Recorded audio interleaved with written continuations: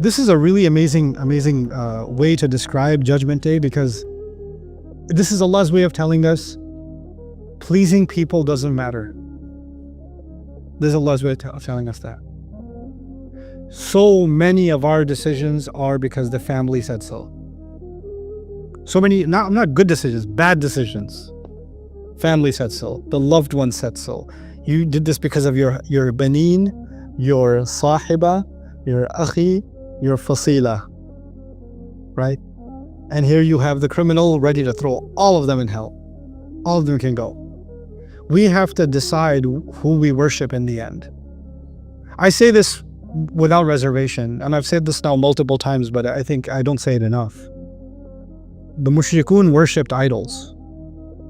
Muslims have their own idols now. We have cultures as our idols.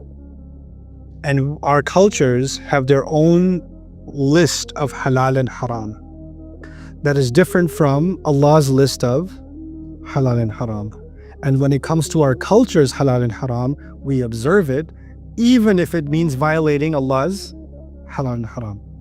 Like, you can go against Allah any day of the week, no problem. You don't go against the culture. You don't go against the family system, or you don't go against the expectations in your culture. That's what we've become. These are no different than Lat, Manat, and Uzza, as far as I'm concerned. If you're worshipping them unconditionally, obeying them unconditionally, and you're turning to the word of Allah and saying, no, that comes in second place. I don't know what else. If shirk is not to make an equal with God, or to put something besides God, if that's not it, then I don't know what we're talking about. I don't understand it, you know? And we do this.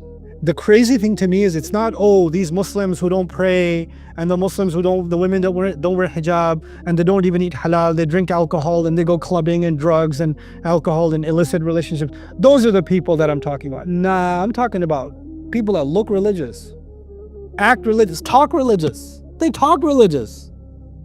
And they're the ones that are just, when it comes to the family expectations, that matters, even if that violates the law of Allah openly.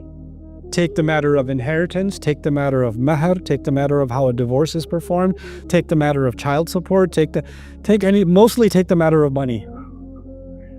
Like, Allah is our God for Hajj, Ramadan, Salah. Allah is our God. When it comes to money, we have other gods. That's just what we become. It's disgusting, but that is a reality, you know. And so it's easy to study the ayat of shirk and look, these pagans worshipped idols. Look at them. Without looking at the filthy idols we've created, you know, and we're not even batting an eye over them. Don't even think about it. Don't even think about it. It's all good, you know. وفصيلته التي تؤويه. Now, يود يفتدي بأمه مع شدة تعلق نفسه بها. Ibn Ashur says, meaning a person will want to give away his own mother. Fasila, because literally fasila, the first meaning would be the mother, because you were separated from the mother physically, right? You were in her and you came out of her.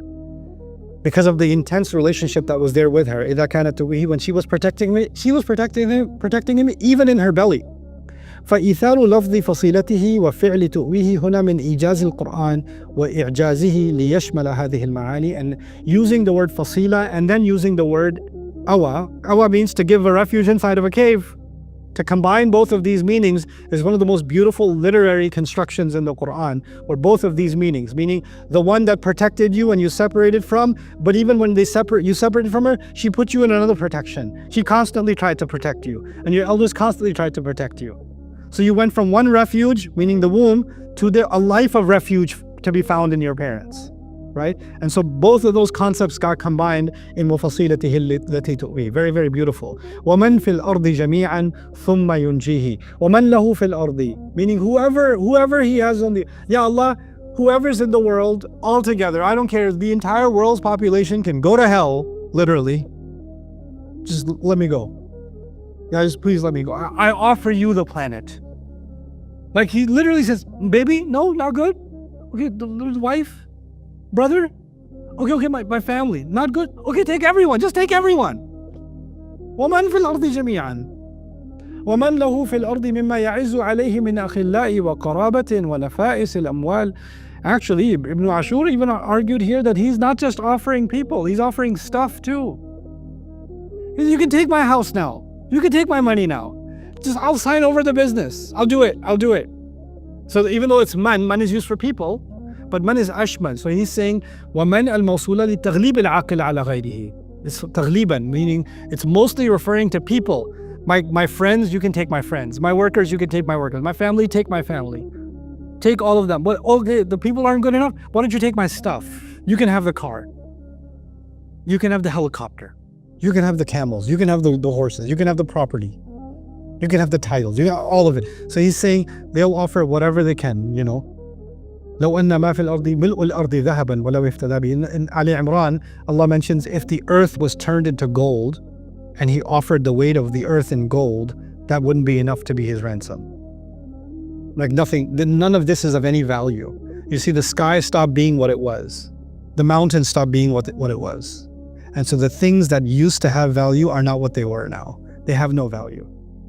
And things that didn't have any value in this world have a lot of value in the Akhirah. Good deeds don't have value in this world. Not really. If everybody in your class is cheating and you're not going to cheat, and you got a 70 and everybody else got a 90, what was valued? Cheaters were valued, isn't it? You're the only one who didn't lie on your resume. Everybody else lies on their resume. They got jobs. Who's the only one who didn't get a job? You.